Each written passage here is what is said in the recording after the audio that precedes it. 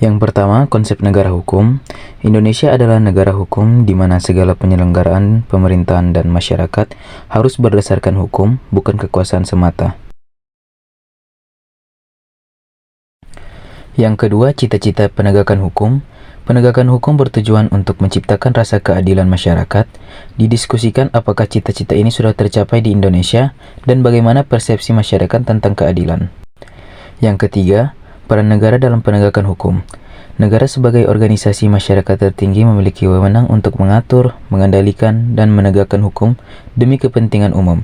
Soroti peran negara dalam mewujudkan penegakan hukum. 4. Sebutkan fungsi negara. Yang pertama, melaksanakan penertiban dan keamanan. 2. Mengusahakan kesejahteraan dan kemakmuran rakyat. 3. Pertahanan. 4. Menegakkan keadilan. Yang kelima, dinamika sosial, politik, dan kultural dalam penegakan hukum. Bahas bagaimana faktor sosial, politik, dan budaya mempengaruhi proses penegakan hukum di Indonesia. Misalnya, bagaimana politik seringkali memengaruhi keadilan dalam penegakan hukum, serta bagaimana budaya hukum masyarakat ikut berperan.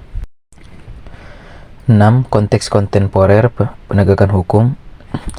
Tantangan penegakan hukum di era modern, contohnya isi korupsi, reformasi hukum, dan bagaimana teknologi bisa mempengaruhi sistem peradilan.